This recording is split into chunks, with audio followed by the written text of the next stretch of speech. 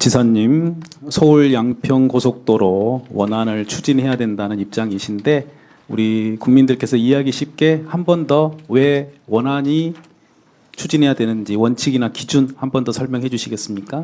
예, 저희는 세 가지 원칙을 제시했습니다. 첫 번째는 당초에 이 도로 목적에 부합돼야 한다는 것입니다.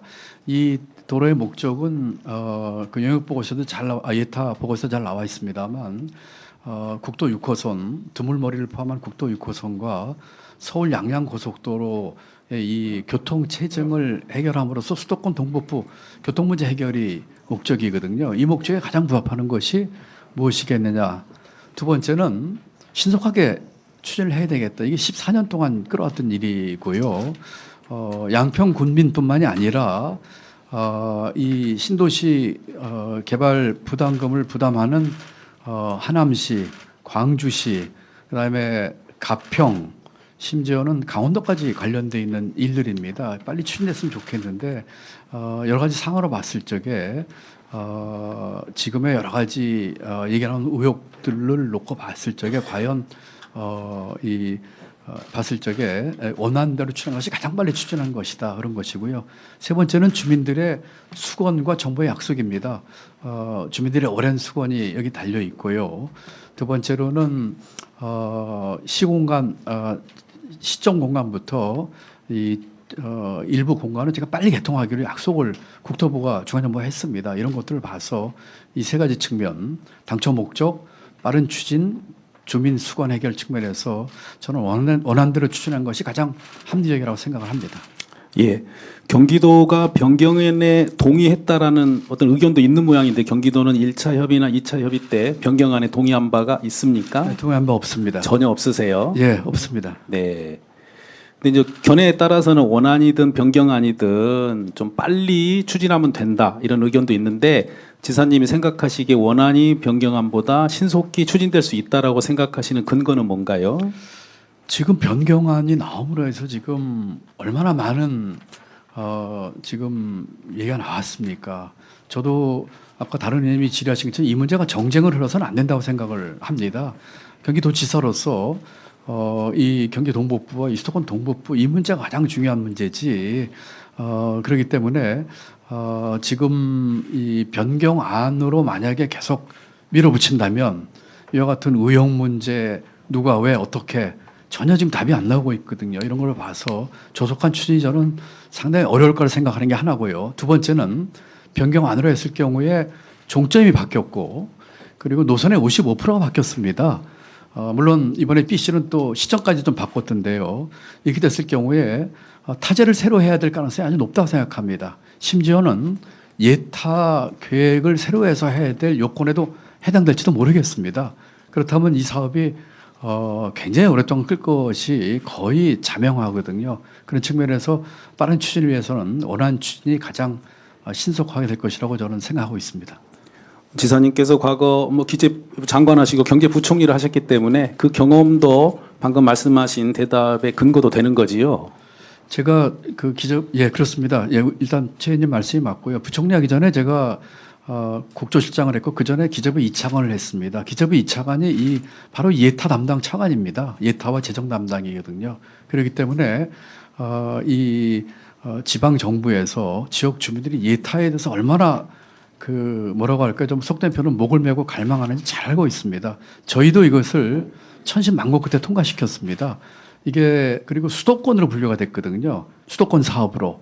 비수도권 사업으로 하게 되면 지역균형이라고 하는 변수가 들어가는데 수도권 사업으로 분류가 되다 보니까 지역균형 발전은 고려가 안 되고 경제성 그리고 일정한 경제성이 확보가 되면은 그다음에는 이제 AHP라고 하는 정책을 고려하게 됩니다. 그런 걸 통과해서 한 것이 원안이고 14년 동안 그 안만 계속 나왔던 사안입니다. 예.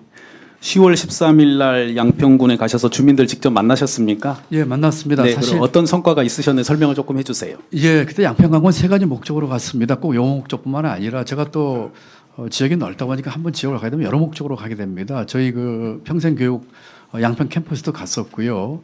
그 다음에 변경안과 원안의 종점부를 두고 다 둘러봤습니다. 그리고 양평의 전통시장 읍에 가장 큰 전통시장을 들려서 주민들과 대화를 나눴습니다. 주민분들 중에는 뭐 변경안 또는 원화에 대한 얘기를 하신 분도 계셨지만 한결같은 공통된 목소리는 빨리 추진해 달라는 얘기였다는 말씀을 드립니다. 아까 전봉민 의원님께서 왜 이렇게 늦게 가냐 말씀이 계셨는데 뭐 사안이 많기도 했지만 이것이 중간에 제가 자칫하면은 이 양평 국민들이 이 일로 인해서 여론이 그 뭐라고 할까요? 좀 분열되는 양상을 보이거든요.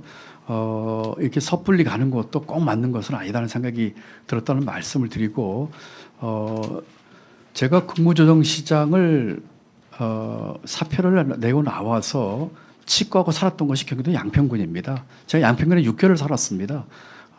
그렇기 때문에 뭐 비교적 그쪽 사정에 대해서 뭐 좀 안다고 할 수 있는데 그런 측면에서 이 국민들 의견은 빨리 좀 추진해 달라 하는 의견이 가장 컸다는 말씀을 드립니다. 예. 지금 양평 서울 고속도로 관련해서는 우리 사회 갈등을 해소하고 국민 통합을 마련하기 위한 신속한 추진이 필요하다고 보여집니다. 지금 우리 정부의 국민통합위원회가 있는데 그리고 수많은 예산을 쓰고 있는데 어떤 역할을 하는지 늘 걱정입니다. 저는 우리 지사님께서 이 문제 해결에 있어서 리더십을 발휘해 주십사 말씀을 드리면서 프랑스 마크롱 대통령 얘기를 잠깐 하겠습니다. 마크롱 대통령이 과거 연금 개편 저항이나 노란조끼 시위 등이 있을 때 석 달간의 국가 대토론으로 극복한 적이 있습니다. 시민들을 직접 만나서 설명하고 해결을 해내려고 노력을 했습니다. 500명 시민을 모아서 토론한 적도 있고요. 얼마 전에는 마크롱 대통령이 정당 대표들을 불러서 국가 현안에 대해서 12시간 회의를 한 적도 있습니다. 그렇지만 성과는 많이 나진 않았습니다만 그걸 보고 국민들이 느끼신 바는 크다고 보여집니다. 지사님께서 앞으로 이 부분에 관한 해결 방안 한번 얘기를 해 주시죠. 예, 그 양평 고속도로로 이렇게 뭐 일부 지역의 그 여론이 쪼개지고 하는 것은 참 안타깝다고 생각을 합니다. 아마 최 의원님께서는 보다 큰 얘기를 하신 것 같은데 국민화합과 통합을 위해서 우선 정치권부터 솔선을 해야 된다고 생각합니다. 뭐 저도 그중에 이런 얘기했죠.